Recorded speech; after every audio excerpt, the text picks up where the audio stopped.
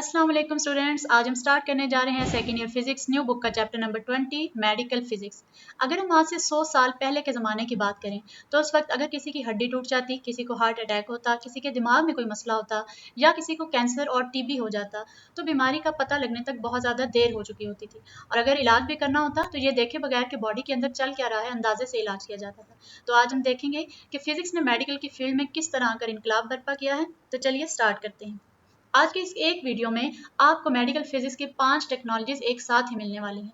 हम देखेंगे कि ultrasound, X-ray, CT scan, PET scan, MRI में क्या फ़र्क है। ना सिर्फ हम इनको डिफाइन करेंगे बल्कि ये भी देखेंगे कि इनको प्रोड्यूस कैसे किया जाता है, मैटर के साथ ये इंटरेक्ट कैसे करते हैं और फिर इनके आपस में डिफरेंसेस भी करेंगे। इसके बाद इनको आयनाइजिंग, नॉन आयनाइजिंग रेडिएशंस की फॉर्म में कैटेगराइज भी करेंगे और लास्ट पे सब के पीछे छुपी हुई बहुत इंटरेस्टिंग स्टोरी भी सुनने वाले हैं। तो लास्ट तक हमारे साथ रहिएगा। Medical physics. It is the branch which tells how physics principles and medical technologies work together to diagnose diseases and save human lives. ये फिजिक्स की वो ब्रांच है जो बताती है कि फिजिक्स के असूल और मेडिकल की टेक्नोलॉजीज मिलके कैसे काम करती हैं बीमारियों की तशखीस के लिए और इंसानी जिंदगियां बचाने के लिए। It actually applies the theories, laws and methods of physics to prevent, diagnose and treat the human diseases. यानी इस ब्रांच में फिजिक्स के असूल और कवानीन को मेडिकल के साथ कंबाइन करके यूज़ किया जाता है, ना सिर्फ बीमारियों से बचाव के लिए बल्कि उनकी तशखीस के लिए और उनके इलाज के लिए भी। It actually acts as a bridge, ये ब्रिज की तरह काम करती है। ये प्योर फिजिक्स के प्रिंसिपल्स को क्लिनिकल मेडिसिन के साथ रिलेट करती है। और इसका प्राइमरी गोल क्या है? To maximize accurate detection while guaranteeing 100% patient safety. यानी बीमारी की बिल्कुल एक्यूरेट तशखीस लेकिन पेशेंट की सेफ्टी को मद्देनजर रखते हुए। Protects healthy cells while destroying the disease tissues. इसको आगे जाके डिस्कस करते हैं। इस ब्रांच के 3 पिलर्स हैं। फर्स्ट वन यानी बीमारी की तशखीस, diagnosis, optimizing imaging like MRIs and X rays. The second one is therapy, तशखीस के बाद बीमारी का इलाज कैसे करना है। Directing the precise radiation doses to tumours, अगर किसी जगह ट्यूमर को किल करना है तो रेडिएशन डोज देनी है लेकिन बिल्कुल प्रिसाइज एग्जैक्ट कि नेबरिंग जो आपके पास हेल्थी सेल्स हैं वो डिस्ट्रॉय ना हो। The last one is radiation safety, protecting the patients and staff from hazards. यानी हॉस्पिटल में जितने भी पेशेंट्स आए हैं, जितना भी हॉस्पिटल का स्टाफ है वो रेडिएशन के हार्मफुल इफेक्ट से महफूज रहे।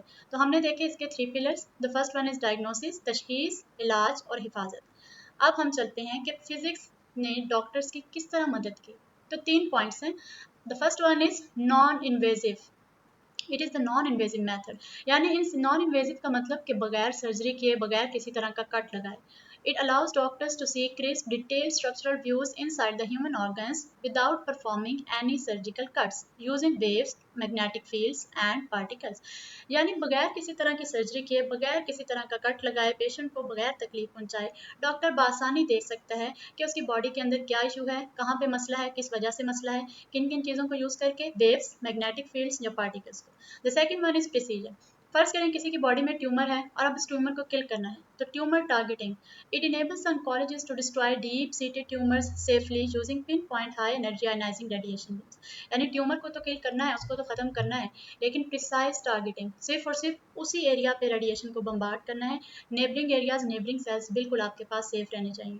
The third one is patient safety, it ensures hospital equipment is perfectly calibrated so patients always receive safe precisely tailored doses। तो डॉक्टर्स के लिए कितनी बड़ी सहूलत है, ना सिर्फ डॉक्टर्स के लिए बल्कि पेशेंट्स के लिए भी। The first one is it is non invasive method, the second one is precision targeting, the third one is radiation safety. अब मॉडर्न हेल्थ केयर में एक्चुअली मेडिकल फिजिशियंस का रोल क्या होता है?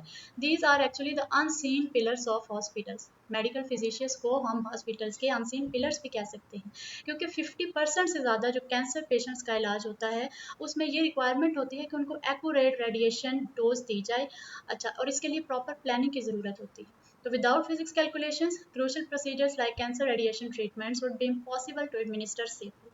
यानी फिजिक्स की कैलकुलेशंस किए बगैर, प्रॉपर प्लानिंग किए बगैर जो ऑन्कोलॉजिस्ट होते हैं, कैंसर का ट्रीटमेंट करने वाले जो डॉक्टर्स होते हैं, जो स्टाफ होता है, वो किसी भी तरह सेफली इलाज नहीं कर सकता। Medical physicians act as the scientific backbone in hospitals, designing radiation delivery charts to safeguard surrounding healthy organs and construct noise free scanning algorithms. यानी मेडिकल फिजिशियंस का रोल क्या होता है? वो इंस्ट्रूमेंट्स को ऐसे कैलिब्रेट करते हैं, उनकी सेटिंग ऐसे करते हैं कि वो प्रॉपर रिक्वायर्ड डोज पेशेंट को पहुंचा सके, प्रॉपर एरिया पे डोज दी जाए, सराउंडिंग जो हेल्दी सेल्स हैं वो बिल्कुल किसी तरह से डैमेज ना हो, और नॉइज फ्री स्कैनिंग एल्गोरिथम्स, यानी आपके पास जो पिक्चर बन के आ रही है वो बिल्कुल क्लियर हो और जितने भी इंस्ट्रूमेंट्स हैं, डिवाइसेस हैं, वो भी नॉइज फ्री होने चाहिए। अब हम मेडिकल फिजिक्स की टेक्नोलॉजीज की बात करते हैं। तो हम स्टार्ट लेते हैं एक्सरे से। X-ray these are high frequency electromagnetic waves absorb heavily by bones. आपको मालूम है कि एक्सरेज एक्चुअली इलेक्ट्रोमैग्नेटिक रेडिएशंस होती हैं, इनकी फ्रीक्वेंसी और एनर्जी बहुत ज़्यादा हाई होती है। These are absorb heavily by bones. अब आपने देखा होगा कि एक्सरे फिल्म के ऊपर आपके पास कुछ रीजन्स वाइट होते हैं और कुछ रीजन्स ब्लैक होते हैं। आपकी जो बोन्स होती हैं, हड्डियाँ, उनकी डेंसिटी ज़्यादा होती है। ज़्यादा डेंसिटी होने की वजह से वो ज़्यादा एक्सरेज को अब्जॉर्ब कर लेती हैं और अपने अंदर से पास नहीं होने देती, जिसकी वजह से फिल्म के ऊपर आपकी बोन वाइट नजर आती है। जबकि आपकी बॉडी के जो सॉफ्ट टिश्यूज होते हैं उनके अंदर से एक्सरेज इजीली पास कर जाती हैं, दैट्स व्हाई वो रीजन्स आपके पास फिल्म के ऊपर ब्लैक नजर आते हैं। अब एक्सरेज का फायदा क्या होता है? This is actually the fastest lowest cost technique to scan bone fractures and dental systems. किसी भी तरह की हड्डी का फ्रैक्चर हो गया या दांत का किसी तरह का इशू है तो उसके लिए हम एक्सरेज को यूज करते हैं। याद रखिएगा कि X-ray is a two dimensional picture, ये टू डायमेंशनल पिक्चर्स आपको बना कर देते हैं। The second one is CT scan. It is a multiple rotational X-ray beams combined versus software, यानी डिफरेंट एक्सरे बीम्स को लिया जाता है। एक आपके पास रोटेटिंग एक्सरे डिवाइस होती है जिसके अंदर पेशेंट को भेज दिया जाता है। अब क्या होता है, वो एक्सरे डिवाइस प्रॉपरली घूम रही होती है और आपके बॉडी के डिफरेंट पार्ट्स का, डिफरेंट स्लाइसिस का वो इमेज लेती है। अब वो डिफरेंट एक्सरेज जो होते हैं वो कंप्यूटर के जरिए, सॉफ्टवेयर के जरिए जाके कंबाइन होते हैं और आपको 3 डायमेंशनल इमेज मिलता है। इसको कहते हैं सिटी स्कैन। इसका फायदा क्या है? It produces detailed 3D cross sectional images of internal trauma and bleeding cases. The third one is MRI. अच्छा, अब सिटी स्कैन का फायदा समझ लें। एक्सरे हमारे पास 2 डायमेंशनल था, यानी आपको 2D इमेज नजर आई, और सिटी स्कैन आपके पास 3 डायमेंशनल है। फर्ज करें आपने अपने रिब्स का, अपनी पसलियों का एक्सरे कराया, तो एक्सरे से तो आपको अपने रिब्स के फ्रंट पोर्शन के बारे में पता चलेगा, लेकिन अगर रिब्स के बैक साइड पे किसी तरह का कोई ट्यूमर है या किसी तरह का कोई इंजरी है तो वो एक्सरे में आपके पास क्लियर कट नजर नहीं आएगा। तो इसके लिए सिटी स्कैन को यूज़ किया जाता है। ये 3 डायमेंशनल इमेज होता है, इसकी वजह से डीप डाउन किसी तरह की कोई इंजरी है, ट्यूमर है, उसके बारे में भी आप क्लियरली देख सकते हैं। अब नेक्स्ट है हमारे पास MRI। MRI is actually super magnets aligning the hydrogen nucleus pins inside tissue. MRI का मतलब magnetic resonance imaging. MRI device में सुपर मैग्नेट्स यूज़ किए जाते हैं और एक्चुअली इसकी टेक्निक क्या है, इसका प्रिंसिपल क्या है? आपकी बॉडी में मौजूद वाटर मॉलिक्यूल्स के जो हाइड्रोजन एटम्स हैं उनको अलाइन कर देता है, उन प्रोटॉन्स के स्पिन को अलाइन कर देता है, और इसकी डिटेल आगे जाके हम देखेंगे कि किस तरीके से ये काम करते हैं। अब इसका यूज़ क्या है? It is ideal for brain and muscle imaging without any harmful ionising radiation. अब अगर दिमाग में किसी को कोई प्रॉब्लम आ गया है, नर्व्स डैमेज हो गई हैं, स्पाइनल कॉर्ड या किसी तरह का इशू है, मसल्स में कोई इशू है, तो उसके लिए हम MRI को यूज़ करते हैं। नेक्स्ट है हमारे पास ultrasound impact scan. Ultrasound, sound means आवाज़, अल्ट्रा मतलब थोड़ी सी ऊपर, मतलब ultrasound high frequency sound waves हैं जिनकी फ्रीक्वेंसी हमारे पास 20,000 हर्ट्ज के बराबर होती है या उससे भी ज़्यादा। जैसा कि आप जानते हैं कि इंसान की सुनने की रेंज, आवाज़ सुनने की 20 हर्ट्ज से 20,000 हर्ट्ज तक है। अब फ्रीक्वेंसी अगर 20,000 हर्ट्ज से या 20 किलो हर्ट्ज से ज़्यादा होगी तो वो इंसान के लिए ऑडिबल नहीं होगी। तो these are high frequency sound waves reflecting off different tissue boundaries, यानी ये हाई फ्रीक्वेंसी साउंड वेव्स हैं जो आपकी बॉडी के डिफरेंट टिश्यू से रिफ्लेक्ट बैक होकर वापस आती है, जिसको हम इको का नाम भी देते हैं। और जब ये वापस आते हैं इन्हीं सिग्नल्स को कंप्यूटर जो है पिक्चर की फॉर्म में कन्वर्ट कर दे। इसका एडवांटेज क्या है? Instant real time video imaging, 100% safe, fast and portable. यानी जैसे एक्सरे और सिटी स्कैन में हमें स्टैटिक इमेजेस नजर आई, अल्ट्रासाउंड का फायदा ये है कि यहाँ पे आपको मूविंग इमेजेस नजर आती हैं और इसको हम वीडियो इमेजिंग भी कह सकते हैं। The last one is PET scan, positron emission tomography. PET scan में it actually inject the radioactive tracers emitting positrons that release the gamma photons. अगर किसी को भी कैंसर हो गया या कैंसर की तशखीस के लिए PET स्कैन यूज़ किया जाता है। इसमें एक्चुअली होता क्या है, पेशेंट की बॉडी के अंदर रेडियो एक्टिव ट्रेसर को इंजेक्ट किया जाता है। अब आपको पता है कि रेडियो एक्टिव एलिमेंट्स क्या होते हैं? अनस्टेबल न्यूक्लियाई जो खुद ब खुद डिके करते हैं। जब वो डिके कर रहे होते हैं तो उनके अंदर से एक्चुअली हैवी एलिमेंट्स जिनमें प्रोटॉन्स की तादाद न्यूट्रॉन्स के मुकाबले में बहुत ज़्यादा होती है, तो प्रोटॉन न्यूट्रॉन में कन्वर्ट होता है उस डिके के दौरान। जब प्रोटॉन न्यूट्रॉन में कन्वर्ट होता है तो पॉजिट्रॉन्स इमिट होते हैं। अब आपकी बॉडी के साथ जाके ये पॉजिट्रॉन्स आपकी बॉडी एटम्स के साथ कोलाइड करते हैं। इलेक्ट्रॉन के साथ जैसे ही पॉजिट्रॉन जाके मिलेगा तो पेयर एनाइलेशन हो जाएगी, वहाँ पे आपको एनर्जी रिलीज होती हुई मिलेगी। अब वो एनर्जी गैमा रे फोटॉन्स की फॉर्म में होती है, 2 गैमा रे फोटॉन्स रिलीज होते हैं, दोनों की डायरेक्शन ऑपोजिट होती है, और जो आपका डिटेक्टर होता है वो इन्हीं गैमा रे फोटॉन्स को स्कैन करके, डिटेक्ट करके कंप्यूटर या सॉफ्टवेयर की मदद से बॉडी का इंटरनल इमेज बना देता है। अब इसका एडवांटेज क्या है? It identifies active cell metabolism, catching early cancer before physical shape changes occur. यानी ये मॉलिक्यूलर लेवल पे जाके काम करता है, आपके सेल किस तरीके से वर्किंग कर रहे हैं और सेल की शेप चेंज होने से पहले ही कैंसर का पता चलाया जा सकता है। तो होप सो आपको इन 5 टेक्नोलॉजीज का फ़र्क समझ आ गया होगा कि इनके यूजेस क्या हैं और इनकी डेफिनेशन क्या थी। अच्छा जी, तो अब इनके एप्लीकेशंस को एक दफ़ा फिर से गो थ्रू कर लेते हैं। X-ray two dimensional bone imaging के लिए यूज़ होता है। इसका फ़ायदा ये है कि ये लो कॉस्ट है, बहुत ज़्यादा सस्ता है। Fast detection of fractures and respiratory anomalies, सांस के मसले चेक करने के लिए या फ्रैक्चर्स वगैरह के लिए यूज़ किया जाता है। इसी तरह सिटी स्कैन एक्चुअली ये एक्सरे ही होता है, लेकिन ये मल्टीपल रोटेटिंग एक्सरे प्रोजेक्शंस और ये प्रोवाइड करता है 3 dimensional cross sectional slices of soft organs, आपकी बॉडी के सॉफ्ट ऑर्गन्स के बारे में, और डीप डाउन किसी तरह का कोई ट्यूमर हो, 3 डायमेंशनल इमेज की मदद से हम इसको देख सकते हैं। MRI, magnetic resonance, powerful magnetic fields aligns the hydrogen space. It is superb high contrast brain and nerve mass. High contrast means बहुत ज़्यादा क्लियर इमेज आपको नजर आएगी, जिसमें ब्रेन जैसे कॉम्प्लिकेटेड और नाजुक ऑर्गन के बारे में आप डिटेल से देख सकते हैं। अल्ट्रासाउंड क्या होता है? High frequency sound echo, zero radiation risk. अब अल्ट्रासाउंड का फायदा क्या है? क्योंकि ये साउंड वेव्स हैं, तो इसमें रेडिएशन का रिस्क बिल्कुल नहीं होता किसी तरह का भी, giving safe real time video streaming of body tissues. Then PET scan, it tracks the weak radioactive tracers injected inside blood cells, इसको अभी हम डिस्कस करके आ चुके हैं। It finds a metabolic cellular shifts and microscopically cancer months before physical mass shapes show on X-rays. Last में हम देखते हैं टारगेटेड लीनियर एक्सीलरेटर्स क्या होते हैं। अभी हमने डिस्कस किया कि कैंसर के पेशेंट्स का इलाज किया जाता है और उन्हें प्रॉपर एग्जैक्ट अमाउंट डोज दी जाती है।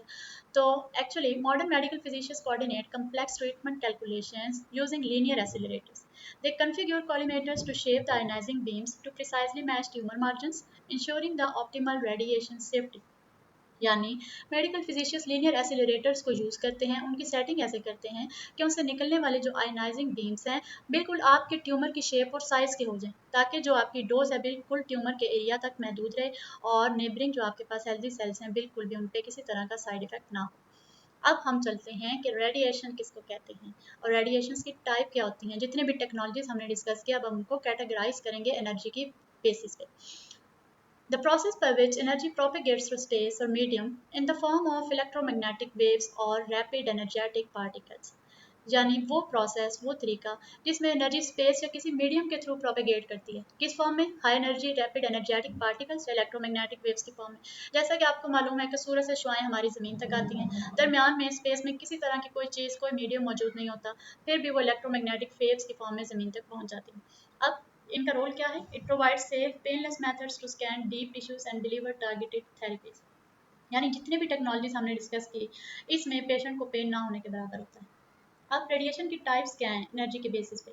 तो दो टाइप्स हैं। The first one is ionising and the second one is non ionising radiation. नाम से ही पता चल रहा है, आयनाइजिंग मतलब जिस चीज़ के साथ ये इंटरेक्ट करेगी उसको आयनाइज कर देगा। आयनाइज लफ्ज़ का क्या मतलब होता है? यानी आपने एटम से एक इलेक्ट्रॉन रिमूव कर दिया या फिर आपने एटम के अंदर एक इलेक्ट्रॉन को ऐड कर दिया।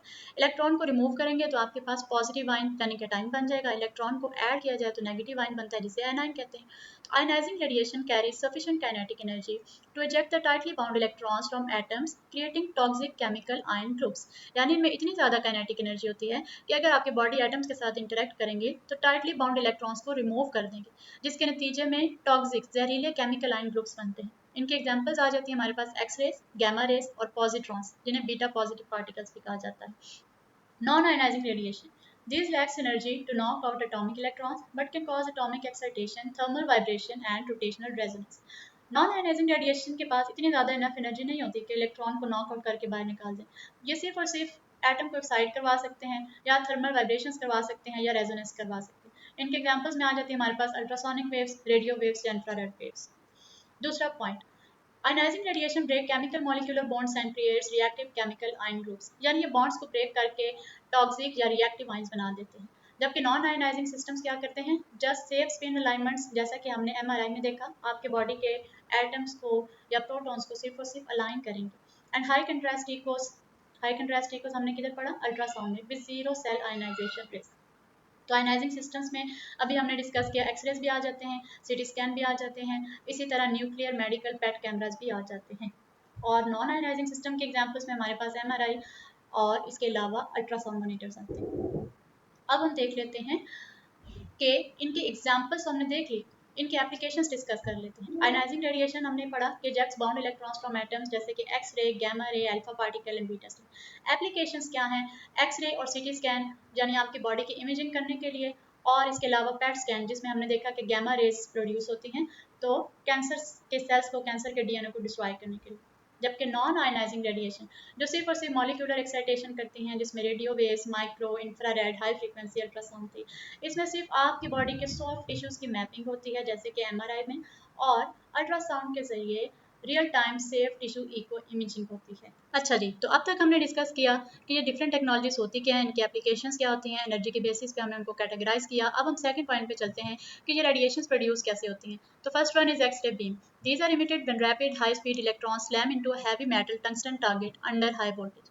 अब इस वीडियो में हम मेन सिर्फ पॉइंट्स देखेंगे। डिटेल्ड वीडियोस आपको नेक्स्ट आने वाले टॉपिक्स में मिल जाएंगे, जिन पे हम हर टॉपिक के बारे में तफसील से बात करेंगे। जी हाँ, एक्स-रे बीम कैसे प्रोड्यूस हुआ? जब हाई स्पीड इलेक्ट्रॉन्स किसी भी हैवी मेटल जैसे कि टंगस्टन मेटल के साथ जाके टकराते हैं तो आपको एनर्जी मिलती है, और वो एनर्जी एक्चुअली एक्सरे बीम्स होते हैं। तो यहाँ पे हम थोड़ा सा ओवरव्यू ले लेते हैं। एक्चुअली हाई स्पीड इलेक्ट्रॉन्स जैसे ही हैवी मेटल के साथ जाके टकराएंगे तो उस मेटल के इनर शेल इलेक्ट्रॉन को नॉकआउट कर देंगे। अब जब इनर शेल इलेक्ट्रॉन नॉकआउट हुआ, बाहर चला गया, तो जो हाई एनर्जी लेवल्स होंगे उनमें मौजूद इलेक्ट्रॉन जंप करके उस वैकेंसी को फिल करने के लिए लो एनर्जी लेवल तक आएंगे। नतीजे के तौर पे आपके पास इलेक्ट्रोमैग्नेटिक वेव्स प्रोड्यूस होंगी, जिनकी एनर्जी और फ्रीक्वेंसी एक्सरेज की तरह होगी। दूसरा इसे कहते हैं कैरेक्टरिस्टिक एक्सरेज। दूसरा तरीका ये होता है कि इनर्शियल इलेक्ट्रॉन्स को नॉकआउट करने के बजाय जो आपके पास पीछे से आने वाले इलेक्ट्रॉन्स हैं वो डिसिलरेट हो जाए। जब भी आपकी बॉडी के एटम्स के पास से गुजरेंगे तो न्यूक्लियस की इलेक्ट्रोस्टैटिक फोर्स ऑफ अट्रैक्शन की वजह से उनकी स्पीड थोड़ी सी स्लो हो जाएगी, और आप जानते हैं accelerating charges produce electromagnetic waves, और इनको कहते हैं ब्रेमस्टालिंग रेडिएशंस। तो एक्स रे प्रोड्यूस होने के दो तरीके हैं। The next one is gamma and positrons. These are emitted spontaneously during unstable nuclear isotopes radioactive decay. इसको भी हम डिस्कस करके आए हैं कि जो अनस्टेबल एलिमेंट्स होते हैं जब वो डिके हो रहे होते हैं, प्रोटॉन न्यूट्रॉन में कन्वर्ट होते हैं, नतीजे के तौर पर आपके पास वहाँ पे पॉजिट्रॉन्स इमिट होते हैं। अब पॉजिट्रॉन्स आपकी बॉडी के एटम्स के साथ जब जाके कंबाइन करेंगे, इंटरेक्ट होंगे, तो इलेक्ट्रॉन के साथ कंबाइन होके वहाँ पे पेयर एनिहिलेशन का फिनोमेना होगा। नतीजे के तौर पर आपको दो गैमा रे फोटॉन्स मिलेंगे 180 डिग्री के एंगल पे। The third one is ultrasound. Ultrasound waves कैसे प्रोड्यूस होती हैं? Actually these are high frequency alternating current causes electrical quartz crystals to compress and expand rapidly. आपने क्वार्ट्स का क्रिस्टल लिया और उसके अंदर से हाई फ्रीक्वेंसी अल्टरनेटिंग करंट गुजारा। ऐसी करंट आप जानते हैं जैसे साइन वेव होती है, यानी कभी उसका मैग्नीट्यूड हाई, फिर लो, फिर ऑपोजिट डायरेक्शन में हाई और फिर लो। जैसे ही उसमें से एसी करंट गुजरेगा तो क्वार्ट्ज का क्रिस्टल कंप्रेस होगा और एक्सपेंड होगा। कंप्रेस एक्सपेंड यानी क्रिस्टल की शेप चेंज होगी, यहाँ पे वाइब्रेशंस प्रोड्यूस हो रही हैं, and these vibrations are so much high, their frequency is so much high that these are actually the ultrasound waves. The next one is third point. Third point पे हम चलते हैं। अब हमने देखना है कि ये रेस प्रोड्यूस तो होगी, जब हम इनको अपनी बॉडी के अंदर से पास करवाएंगे तो मैटर के साथ ये इंटरेक्ट करेंगे। अब उस इंटरेक्शन का तरीका क्या है? The first one is photo electric and Compton effects. Dominates the lower energy diagnostic X-rays where photons transfer energy to atomic outer electrons. यानी जब भी किसी भी इंसान का एक्सरे किया जाता है, उसकी बॉडी के अंदर से एक्सरेज पास हो रही हैं, वो एटम्स के साथ जाके इंटरेक्ट कर रही हैं, तो यहाँ पे दो तरह के फिनोमेना, या तो फोटो इलेक्ट्रिक इफेक्ट के थ्रू या फिर कॉम्पटन इफेक्ट के थ्रू।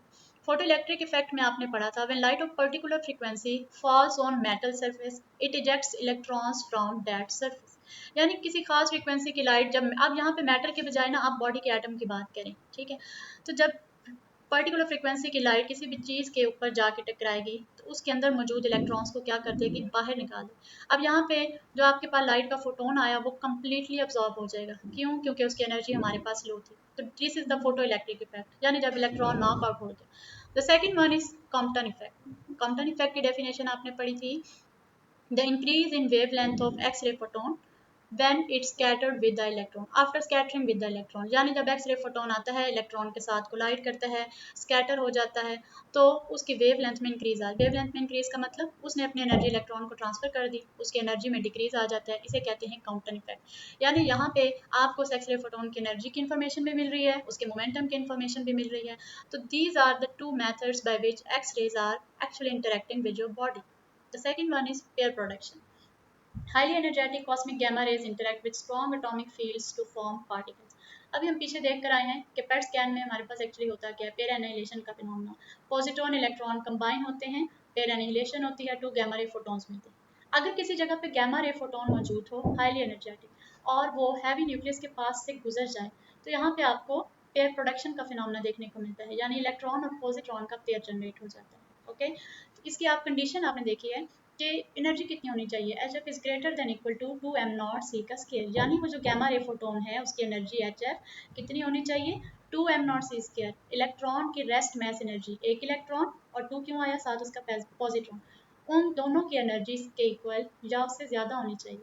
तो ये कितनी? 1.02 mega electron volt. Okay, because electron की रेस्ट मास एनर्जी होती है 0.51, तो इलेक्ट्रॉन पॉजिट्रॉन दोनों की कंबाइन होगी 1.02।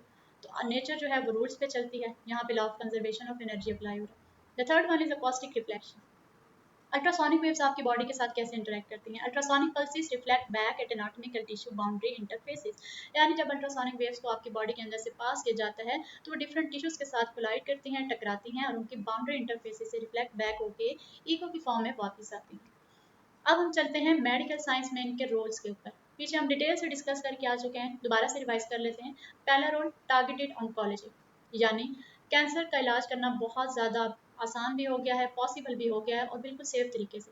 Uses targeted high energy gamma rays to directly kill cancer tumour cell DNA. Second one is high speed anatomy, यानी आपकी body के अंदर डिफरेंट पार्ट्स का स्ट्रक्चर देखने के लिए किसी तरह की कोई तब्दीली आई है, किधर आई है, कैसे आई है, तो CT scan generate complete 3D body volume layers using rapid x-ray burst. जिस तरह से आपके पास एक बुक होती है, बुक बंद है, आपको 2 डायमेंशनल इमेज नजर आ रही है, लेकिन अब उसके सारे पेजेस को बिल्कुल अलग-अलग करके आपने अंदर से देखना है, so that is the CT scan. The last one is no radiation scans, यानी एमआरआई और अल्ट्रासाउंड में तो किसी तरह का कोई भी आपको रेडिएशन का इफेक्ट, बुरा इफेक्ट नजर नहीं आएगा। It actually capture the soft structures with zero chemical ionisation risk. तो अब जितनी भी टेक्नोलॉजीज हमने पढ़ी हैं, हम फटाफट से एक शॉर्ट टेबल के फॉर्म में सारे पॉइंट्स को कंपाइल कर लेते हैं ताकि आपके लिए पेपर में इसको सॉल्व करना और याद रखना आसान हो।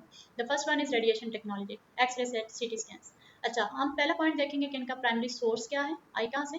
The second one is matter के साथ इंटरेक्ट कैसे करती हैं। द लास्ट वन इज इनके यूजेस क्या हैं। एक्सरे सिटी स्कैन कैसे प्रोड्यूस होते हैं, जब इलेक्ट्रॉन्स जाके किसी हाई मेटल के साथ, हैवी मेटल के साथ जाके कोलाइड करते हैं। मैटर के साथ इंटरेक्ट कैसे करते हैं, फोटो इलेक्ट्रिक या क्वांटम इफेक्ट। यूजेस क्या है, बोन फ्रैक्चर के लिए, चेस्ट स्कैन के लिए या सिटी स्कैन वगैरह बॉडी के सॉफ्ट टिश्यूज या ऑर्गन्स को देखने के लिए। गैमा स्कैन या पॉजिट्रॉन इमिशन टोमोग्राफी स्कैन, इसका सोर्स क्या है, रेडियो एक्टिव डिके के जरिए प्रोड्यूस होते हैं। क्वांटम स्कैटरिंग, पेयर प्रोडक्शन या पेयर एनाइलेशन, ये मैटर के साथ इंटरेक्ट करने के मेथड्स हैं। इसके यूज क्या है, मॉलिक्यूलर ऑन्कोलॉजिकल मैपिंग, यानी कैंसर के इलाज वगैरह के लिए। थर्ड वन अल्ट्रासोनिक्स, ये पीजो इलेक्ट्रिक क्रिस्टल्स के जरिए प्रोड्यूस किए जाते हैं, मैटर के साथ इंटरेक्ट, बाउंड्री रिफ्लेक्शन इकोस की फॉर्म में। और इसका फायदा क्या है, फैटल ऑब्जर्वेशन या कार्डियक स्कैनिंग। कार्डिक स्कैनिंग यानी दिल के फंक्शन चेक करने के लिए, इको वगैरह के लिए, और फैटल ऑब्जर्वेशन यानी मदर्स वगैरह के अल्ट्रासाउंड के लिए। The last one is radio waves MRI, ये कैसे प्रोड्यूस होते हैं, ट्रांसमीटर सर्किट्स के, यानी एमआरआई में हमने इसकी डिटेल फिर नेक्स्ट वीडियो में देखेंगे। मैटर के साथ interact, nuclear spin resonance absorption technique यहाँ पे यूज होती है, और इसका फायदा हाईली डिटेल्ड ब्रेन और लिगामेंट इमेजिंग, यानी किसी भी तरह का आपको मसल्स का इशू हो गया है, स्पाइनल कॉर्ड इंजरी हो गया है, ब्रेन में कोई इशू हो गया है, तो एमआरआई के जरिए उसे डिटेक्ट किया जा सकता है। अब हम चलते हैं इन सब टॉपिक्स के पीछे छुपी हुई इंटरेस्टिंग कहानी के ऊपर, the chronicles of medical physics. अब हम मेडिकल फिजिक्स की दास्तान सुनने जा रहे हैं। It is actually a visual voyage through space time and anatomy, discover how humanity turned raw cosmic particles into the ultimate weapon to heal, diagnose and survive. अब हम देखने जा रहे हैं कि एक्चुअली साइंटिस्ट के दिमाग में ये आइडियाज़ कैसे आए, ये टेक्नोलॉजीज किस तरह से वजूद में आई। तो मेडिकल फिजिक्स की दास्तान को एक्सप्लोर करने के लिए चलिए मेरे साथ रहिएगा। We didn't just study light, we used it to conquer our own darkness. यानी हमने सिर्फ रोशनी को नहीं पढ़ा, बल्कि हमने इसको अपने अंदर की तारीकियों पे फतह पाने के लिए इस्तेमाल किया। यानी आपने इस वीडियो में देखा होगा कि फिजिक्स की वजह से डिफरेंट बीमारियों का इलाज करना कितना ज़्यादा आसान हो गया। So we are actually going to heal with physics, physics हमारा इलाज करने में मदद कर रही है। It is actually a thrilling journey through time, how science capture the wildest particles in the universe to peer inside our bodies and cure diseases.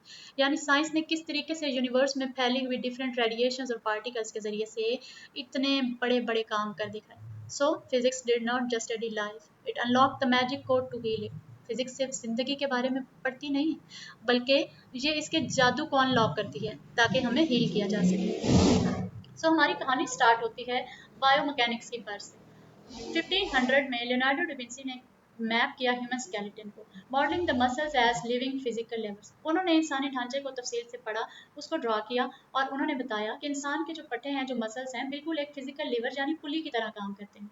फिर 1780 में Luigi Galvani accidentally shock frog legs, unlocking the secret code of biological electrical current.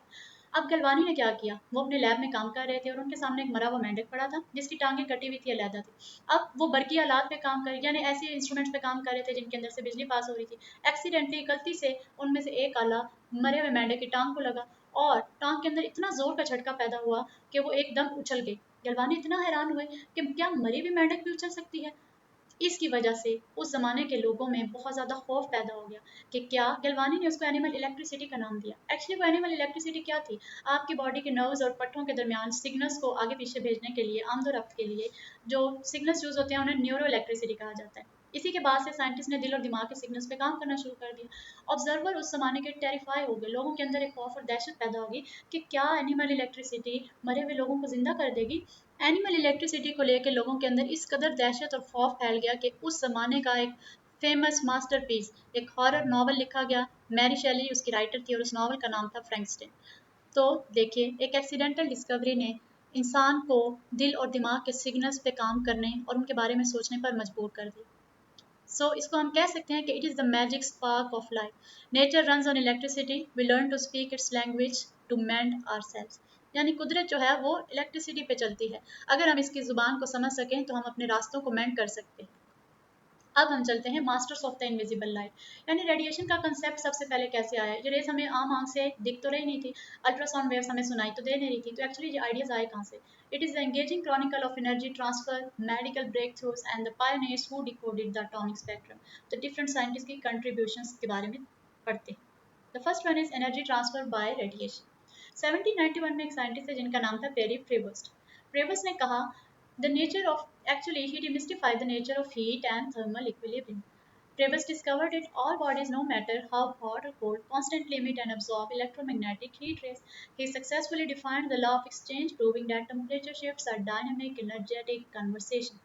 यानी प्रेवस ने सबसे पहले ये idea दिया कि दुनिया में जितनी भी बॉडीज हैं, चाहे वो ठंडी हो या चाहे गर्म हो, वो हर लम्हा रेडिएशंस को इमिट भी कर रही हैं, रेडिएशंस को ऑब्जॉर्व भी कर रही हैं इलेक्ट्रोमैग्नेटिक हीट रेस की फॉर्म में। और रेडिएशन इमिट ऑब्जॉर्व होने के साथ साथ हीट एक जगह से दूसरी जगह फ्लो भी कर रही है। थर्मल इक्विलिब्रियम का कंसेप्ट भी उन्होंने दिया। अब हमारी कहानी इंटरेस्टिंग होती जा रही है। The birth of medical imaging. 8 नवंबर 1895 में विल्हेल्म रॉन्टशन ने एक अजीम कारनामा सर अंजाम दिया।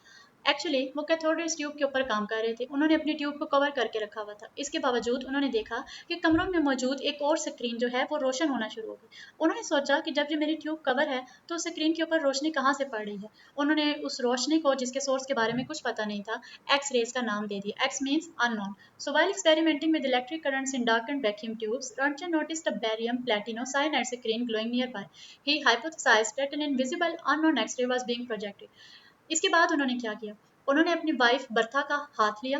उन्होंने अपनी वाइफ को कहा कि अपने हाथ को इन रेडिएशंस के पाथ में रखो। जब उसने रेडिएशंस के सामने अपने हाथ को रखा तो स्क्रीन के ऊपर उसके हाथ की इमेज बन गई। ये आप देख सकते हैं, यानी स्क्रीन के ऊपर उसके हाथ की इस तरह की इमेज बन गई। उसकी वाइफ ने शोर मचा लिया कि मैंने तो अपनी मौत को देख लिया। तो यहाँ से एक्सरे की एक्सीडेंटल तरीके से डिस्कवरी हुई, जिसने आज मेडिकल की फील्ड में बहुत बड़ा किरदार अदा किया है। इसके सिर्फ एक साल बाद यानी 1896 में हेनरी बेक्टल ने रेडियो एक्टिविटी के फिनोमेना को डिस्कवर किया। उन्होंने एक्चुअली किया क्या, उन्होंने यूरेनियम के क्रिस्टल को एक फोटोग्राफिक फिल्म के अंदर रैप करके एक ब्लैक पेपर के अंदर कवर करके एक ड्रॉर के अंदर रख दिया। अब कुछ दिन तो धूप वाले थे, लेकिन कुछ दिन क्लाउडी डेज आ गए बीच में। बिल्कुल बाहर धूप किसी तरह की मौजूद नहीं थी। हुआ क्या, जब उन्होंने उसको खोला तो देखा कि फोटोग्राफिक फिल्म के अंदर तो पहले से ब्लैक पैचेस मौजूद हैं। यहाँ से उनको पता चला कि एक्चुअली ये सूरज की रोशनी या रूम के अंदर किसी और तरह की रोशनी की वजह से नहीं है, बल्कि यूरेनियम का क्रिस्टल इटसेल्फ किसी तरह की रेडिएशन इमिट कर रहा है, जिसकी वजह से फोटोग्राफिक फिल्म के ऊपर ये ब्लैक पैचेस आ गए हैं। और इसी फिनोमेना को उन्होंने रेडियो एक्टिविटी का नाम दिया। इसके बाद the dawn of cancer therapy. सबसे पहले कैंसर थेरेपी का ट्रीटमेंट किसने देना स्टार्ट किया? तो जनवरी 29, 1896, यानी एक साइंटिस्ट जिनका नाम था एमिल ग्रूव, जो कि शिकागो के एक मेडिकल स्टूडेंट थे, he notice the severe dermatitis on his hands from manufacturing vacuum tubes. Actually वो cathode ray tubes, X ray tubes, vacuum tubes बनाते होते थे। अब इस बनाने के दौरान उन्होंने देखा कि उनकी स्किन तो बहुत ज़्यादा डैमेज हो रही है, डिफरेंट तरह के दाने बन रहे हैं और सोजन आ रही है। तो यहाँ से उन्होंने रियलाइज़ किया कि अगर ये रेस मेरी बॉडी के हेल्दी सेल्स को यानी हेल्दी फ्लैश को डैमेज कर सकती हैं, तो ये मेलिग्नेंट ट्यूमर्स को यानी बीमारी वाले सेल्स को डैमेज क्यों नहीं कर सकती। He executed the first clinical breast cancer radiation therapy. और इसी सोच को आगे लेके चलते हुए उन्होंने सबसे पहले ब्रेस्ट कैंसर रेडिएशन थेरेपी की। नेक्स्ट अब हम देखते हैं कि डिफ्रेंशिएटिंग द रेडिएशन। हमारे पास डिफरेंट तरह की रेडिएशन हम बात करते हैं, अल्फा बीटा गैमा रेडिएशन। इनको कैटेगराइज किसने किया? 1899 में ग्रुप के बाद आए अर्नस्ट रदरफोर्ड। रदरफोर्ड ने क्या किया? He followed the Becquerel's law discovery of uranium emissions He wanted to parse the complex spectrum of radiation into distinct physical entity. उन्होंने कहा कि बैकरल ने जो बात बताई है कि यूरेनियम से हमारे पास रेडिएशंस निकल रही हैं, क्यों ना मैं इन रेडिएशंस के बारे में डिटेल से पढूं और मैं उनको डिस्टिंक्ट फिजिकल एंटिटीज यानी उनको कैटेगराइज कर दूं. By testing the penetrating capabilities through thin sheets of aluminum foil, he systematically identified and classified alpha, beta and gamma radiations. उन्होंने यूरेनियम से निकलने वाली रेडिएशंस को अल्मोनियम की थिन शीट फॉइल्स के अंदर से पास किया और पास करने के बाद उनको कैटेगराइज कर दिया अल्फा, बीटा और गैमा रेज की फॉर्म में. Alpha high mass easily blocked and positive charge और beta light weight highly penetrating and negative charge rays. अब हम अल्फा, बीटा और गैमा के बारे में थोड़ी सी बात कर लेते हैं. अल्फा रेडिएशंस आप जानते हैं heavy helium nuclei alpha radiations, यानी ये जाइंट्स, इनका मैस बहुत ज़्यादा हाई होता है बाकी रेडिएशंस के मुकाबले में.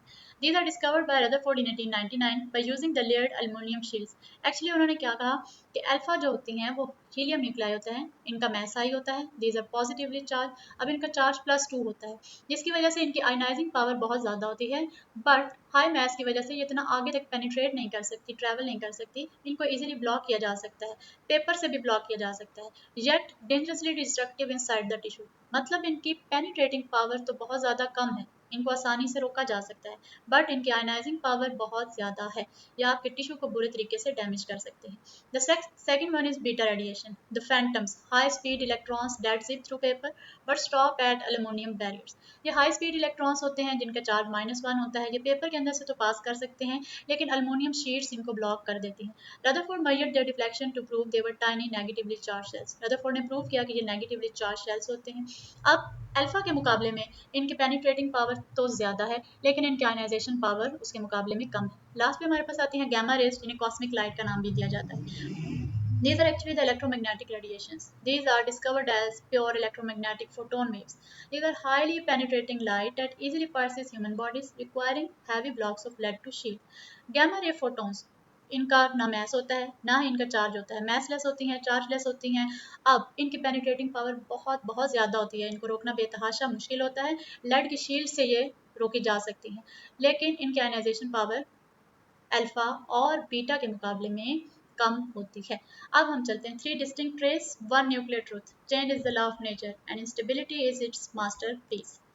So, Rutherford passed the radiation through simple metal foils to discover the three fundamental voices of atomic nuclei, alpha, beta and gamma. तो अब हम अपनी इस दास्तान को, स्टोरी को कंपाइल कर लेते हैं ताकि ये आपको अच्छे तरीके से याद भी हो जाए. तो फर्स्ट वन स्टार्ट हमारे पास कहाँ से हुआ, रेडिएशन का. प्रीवोस्ट 1791 में उन्होंने लॉ ऑफ एक्सचेंज को फॉर्मुलेट किया और बताया कि दुनिया में जितनी भी चीज़ें हैं, गर्म या ठंडी, वो हर वक्त रेडिएशंस को अब्जॉर्ब भी कर रही हैं और इमिट भी कर रही हैं, साथ में थर्मल इक्विलिब्रियम का कंसेप्ट भी दिया. The second one is Roentgen 1895. उन्होंने डिस्कवर किया एक्स रेज को. दिस वॉज एक्सीडेंटल डिस्कवरी, याद रखिएगा, and implement them for diagnostic tissue imaging. इसके बाद आया हमारे पास ग्रुप 1896. ग्रुप वो पहला इंसान था जिसने सबसे पहले रेडिएशंस को कैंसर सेल्स को किल करने के लिए यूज़ किया क्लिनिकल प्रैक्टिस में. इसके बाद 1899 में आए हमारे पास रदरफोर्ड. रदरफोर्ड ने he differentiated radioactive decay into alpha and beta types. So, physics gave humanity a superpower, the eyes to look directly into the unseen. अब इस वीडियो से आपको पता तो चल गया होगा कि फिजिक्स ने इंसानियत को एक बहुत बड़ी सुपर पावर दे दी है. वो आंखें दे दी हैं कि अनसीन को आपकी बॉडी के अंदर भी जाके देखकर प्रॉपर उनकी क्लियर इमेजेस बना सकती है. तो फिजिक्स ने हमारी लाइफ को बहुत ज़्यादा आसान कर दिया है और इस वीडियो में मैंने भी आपके लिए इस टॉपिक को बहुत ज़्यादा आसान करने की कोशिश की है. होप सो आपको ये वीडियो पसंद आई होगी. नेक्स्ट वीडियो तक के लिए अल्लाह हाफ़िज़.